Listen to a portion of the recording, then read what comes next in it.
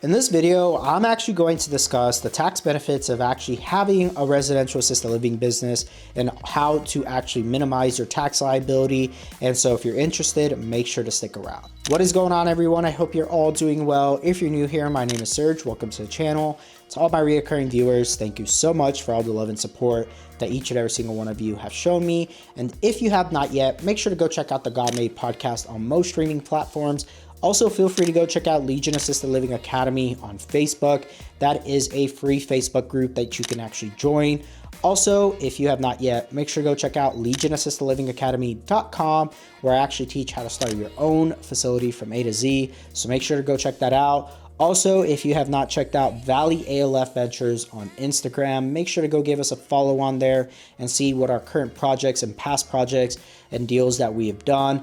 And you can also check out valleyalfventures.com if you are a passive investor looking to passively invest in any of our deals. Make sure to go check us out. Or if you're an operator looking to potentially lease and grow your operations or sell your facilities, make sure to reach out to us. And also, if you're looking for placement in the Metro Phoenix area, we will assist with that. So with all that being said, let's go ahead and jump into the topic of this video. One of the main reasons that people actually are really interested in this business model is because of the fact that it actually has real estate tied to it.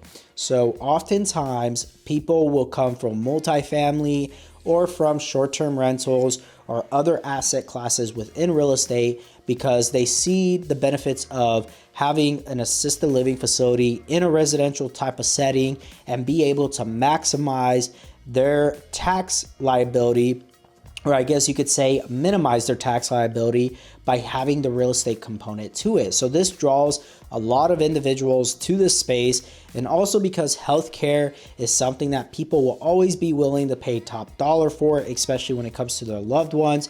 It is always going to be a need that people are going to have, so they're going to be willing to pay for it. So when you combine the healthcare component with the real estate component, a lot of people are attracted to that. So that is why a lot of people look at the space. And so because real estate, you can actually do a cost segregation study on a lot of these different assets and pieces of real estate that you buy.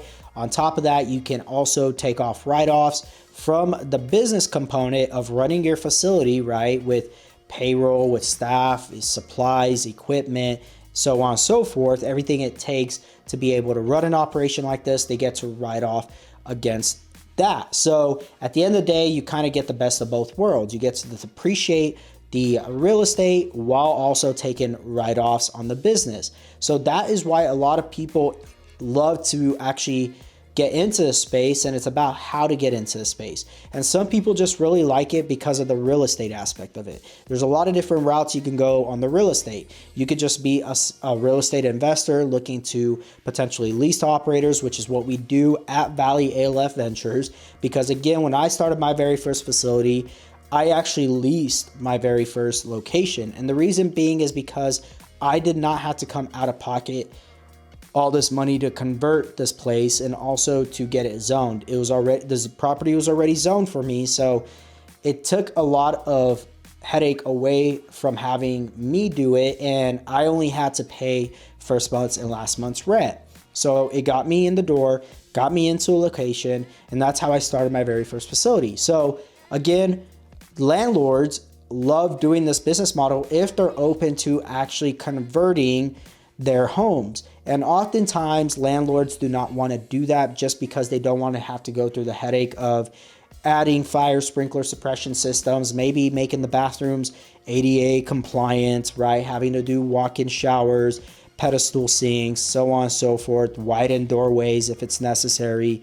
So landlords don't want to put in all this money just to turn around and lease it to maybe an operator. But what they don't understand with that is that not only are they adding value by locking in the zoning on that location, repurposing it, and having a tenant in there for the long term, that will actually increase their NOI in the long term if they're willing to do that. And so that is also why a lot of individuals and real estate investors like this space, because they know they can go take a single family home, which may have not been running great as a short-term rental, and it's in a prime location in an area where it could work really well for an assisted living, and the zoning is there, and they know they can do that and convert the property, right? Because at the end of the day, if that tenant, that operator decides to get out of that location, they can always turn around and make it another long-term rental or a short-term rental, as long as they underwrote the deal properly and that asset properly. So again, for operators and individuals who combine the both, right, buying the real estate and actually doing the operations, that's where they get to actually really benefit and get to write off a lot against their taxes, because now they own the real estate and they get to there's a lot of creative ways you can go about structuring it, but typically individuals will lease the property to their operating entity. So they'll have two separate entities, and they'll have their real estate entity lease it out to their operating entity. So typically that's what a lot of people do to maximize their tax liability. So again, talk with the CPA. There's a lot of different routes to go about this, and making sure that you properly structure things when it comes to this. And again, a lot of people look at the space and they know that the demand is there. And again, demand is increasing, and it will be increasing for the next 7 to 10 years is what a lot of individuals are forecasting in this space for this healthcare niche, especially for assisted living.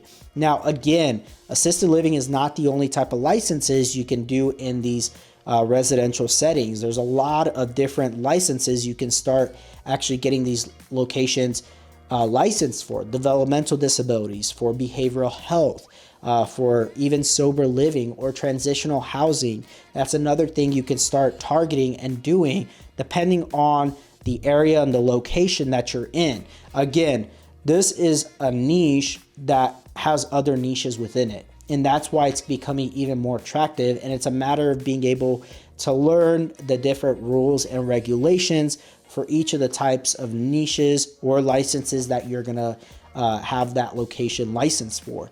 So for individuals looking to get into space, there's still a lot of opportunity here, and I am very bullish on this healthcare niche and doing the deals that I'm doing, being involved with operators that I'm involved with. Again, it's continuing to grow time over time. And again, I've been doing this for over 5 years now, and I continue to see all this demand, and there's just not enough housing. There's not enough licensed facilities. And the pandemic actually did weed out a lot of individuals who had no business being in this niche and in this healthcare niche. So again, there's a lot of market share to still be had, and I encourage each of you to continue to go watch all my previous videos, go and educate yourself on your certain location, your certain regulatory board, your guys' rules and regulations in the state that you may be in. Make sure you understand what you're getting yourself into. But again, there's so much potential, and there's so many ways to be able to actually to minimize your tax liability. And I hope that this video gave you guys that awareness, gave you guys some insight onto why I'm so excited to continue to be in this niche and continue to watch it grow and continue to help other individuals get their facilities going. So with all that being said, if you guys enjoyed this video, make sure to go like, comment, and subscribe. Also, make sure to go check out all the links in the description of this video. And with that being said, I will talk to you all in the next one.